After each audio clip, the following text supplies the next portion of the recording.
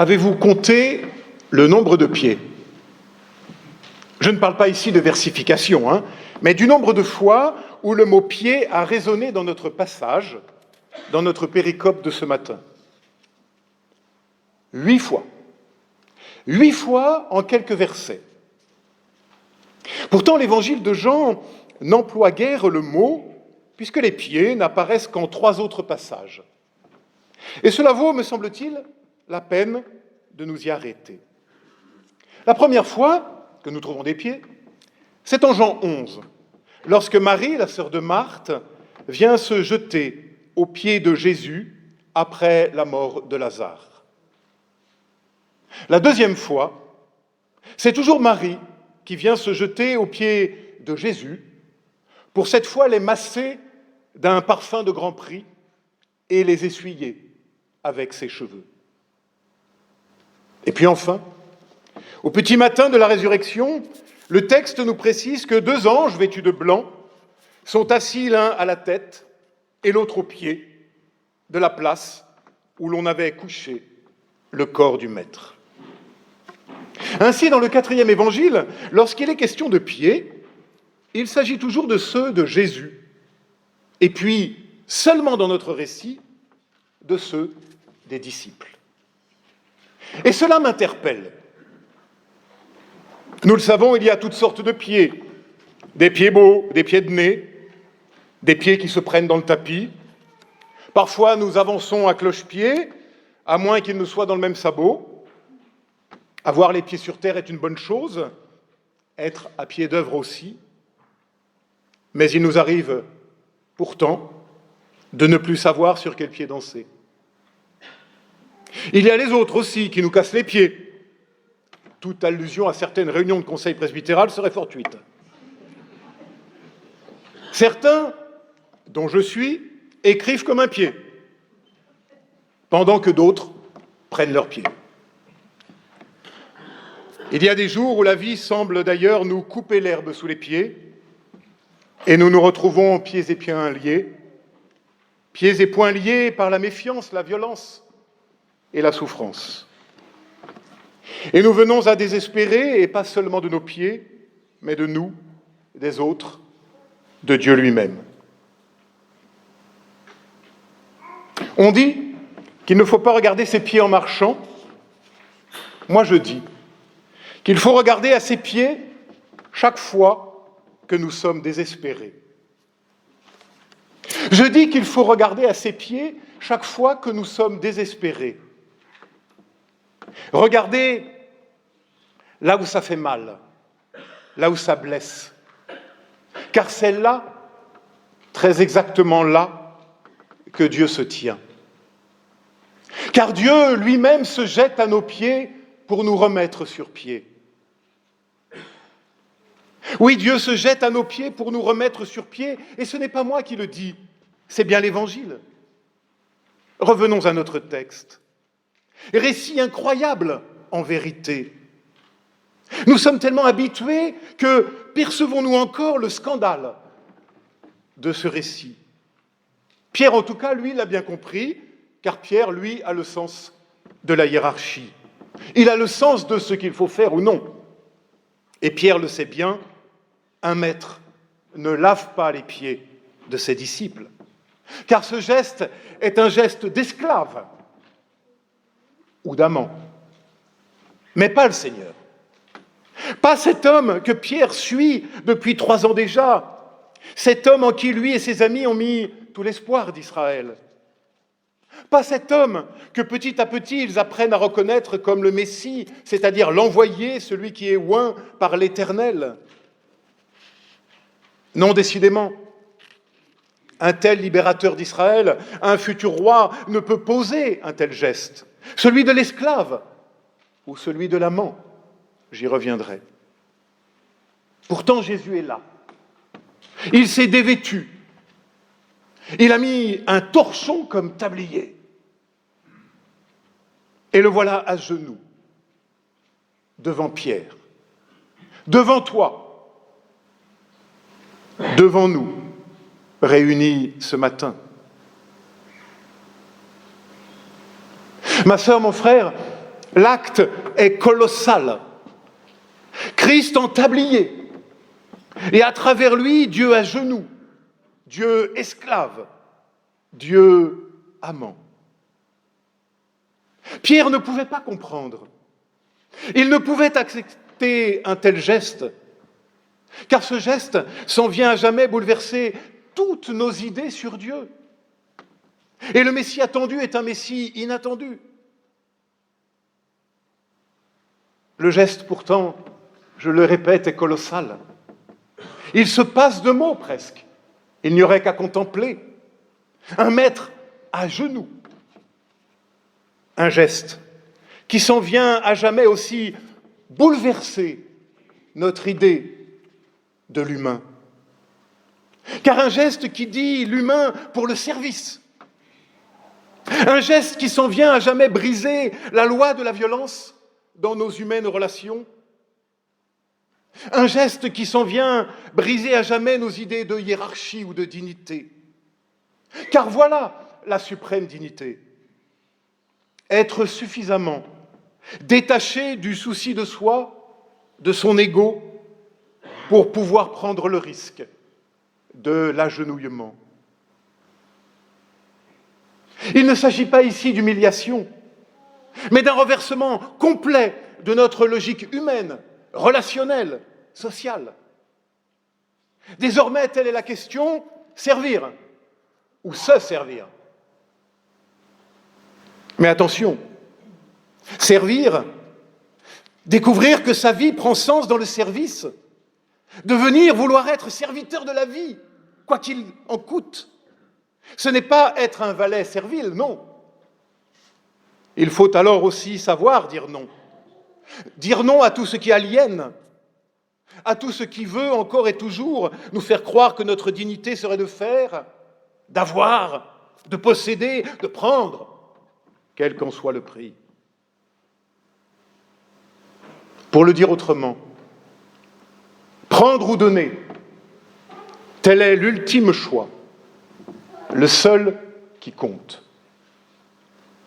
La prédation, c'est-à-dire la loi de la jungle, c'est-à-dire la loi du plus fort, ou la donation, c'est-à-dire la loi de l'Évangile, la loi de la grâce et du plus petit. Et si tout était là? Et cela fonde notre fraternité possible. Et c'est peut-être même la seule réponse possible à la souffrance, à la blessure, à la trahison. Car il faut le souligner, ce geste incroyable du Maître est encadré par les annonces de la trahison de Judas. Et la trahison est peut-être l'expérience la plus absolue, la plus fondamentale, paradoxalement, de notre humaine condition. J'ai bien peur que la trahison nous constitue au plus intime de nous-mêmes. Et la violence la plus extrême qui en découle et nous broie en secret et en silence. Oui, elle est notre expérience la plus fondamentale, à la hauteur de notre confiance brisée, de nos affections bafouées. Qui d'entre nous peut dire en vérité n'avoir jamais ressenti la morsure de la trahison et l'immense désespoir qui en résulte? Être trahi. Pire, avoir trahi. Voilà notre blessure la plus secrète. Monte alors en nous la question, comment survivre encore? Avec au cœur cette déchirure. Et là au cœur de cette brûlure qui en vérité, je le répète, nous constitue, là Dieu vient s'agenouiller. Dieu se tient à genoux devant toi, à tes pieds, comme pour mieux te relever, comme pour inventer une nouvelle grammaire à nos émotions, à nos sentiments, à nos relations. Ne cherche pas Dieu au ciel, écrivait Martin Luther. Ne cherche pas Dieu au ciel, tu ne l'y trouveras pas. Le ciel est devenu vide de lui. Cherche-le sur la terre, où il se tient caché et crucifié à ta porte, à côté de toi, à genoux devant toi, à tes pieds.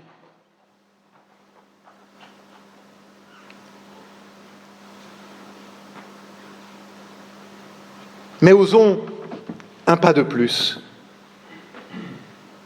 On voit bien dans ce geste celui du service, mais on a moins souvent souligné celui qui consiste à se laisser toucher et moins encore certainement le geste de l'amant.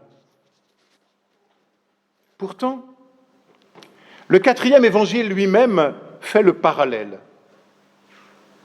Au chapitre qui précède, juste avant l'entrée à Jérusalem, Marie de Béthanie s'est, elle aussi, agenouillée.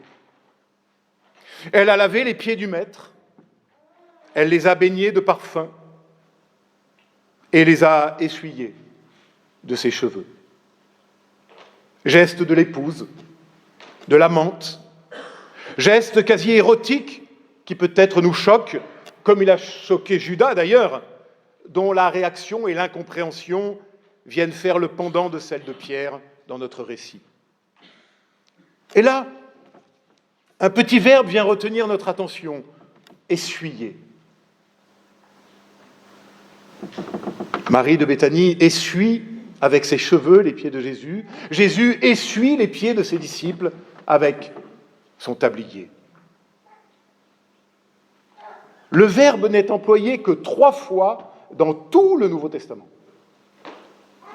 Les 2 premières fois pour Marie de Béthanie et la 3e pour Jésus lors de notre lavement des pieds. Ainsi, un lien direct, étroit, intime relie nos 2 récits. De sorte que l'ultime entrée à Jérusalem se trouve encadrée par ces 2 récits de l'onction et du lavement des pieds. Étonnant, non ?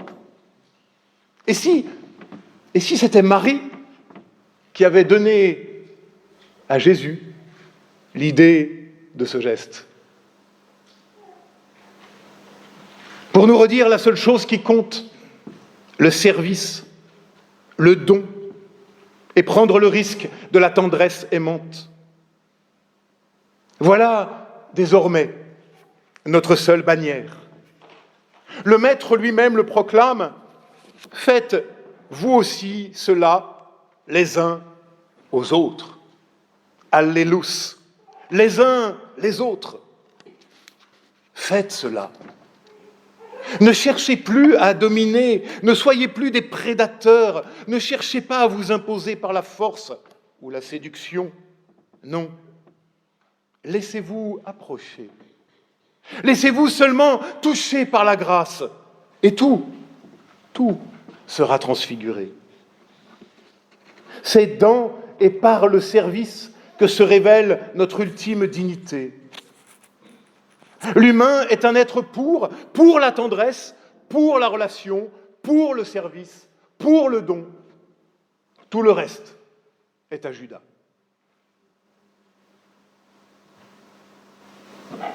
Tendresse aimante, Marie de Béthanie. Bouleversement de notre grammaire relationnelle, Dieu à genoux devant toi, devant moi, à nos pieds, pour nous relever et nous remettre sur pied. Oui, voilà bien la grande béatitude. Heureux si vous faites cela.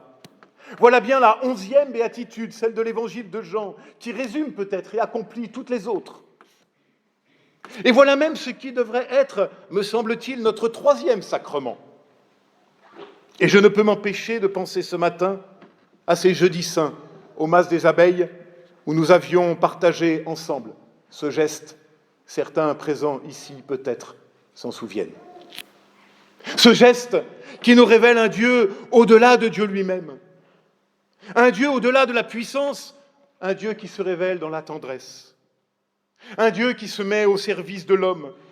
Folie, certes, pour les païens, scandale pour les religieux, mais sagesse et puissance de Dieu pour ceux à qui il est donné de le contempler. Déjà, l'homme ceint seulement d'un torchon annonce l'homme nu de la croix, pour éternellement liant les bras de la violence et de la vengeance, pour éternellement déliant les bras de la miséricorde et du don, qui seuls peuvent rendre la vie et la paix possible. Oui, déjà, tout est accompli. Rien, jamais, ne sera plus comme avant. L'agenouillement de Dieu fait s'ouvrir en nous une porte jusque-là verrouillée, celle à laquelle Christ se tient et frappe. La porte de ton cœur, la porte de ton errance, la porte de tes souffrances. Alors ma sœur, mon frère, si parfois ta peur est trop grande, la plaie de ton cœur trop vive encore, pourtant ne crains plus. Regarde simplement Christ à genoux pour laver tes pieds fatigués, tes pieds blessés par tant de trahison. Regarde Dieu à genoux devant toi pour oser aller là où tu ne croyais plus possible d'aller, pour faire fleurir la confiance au cœur des cœurs desséchés, pour réinventer une autre vie possible, tout simplement.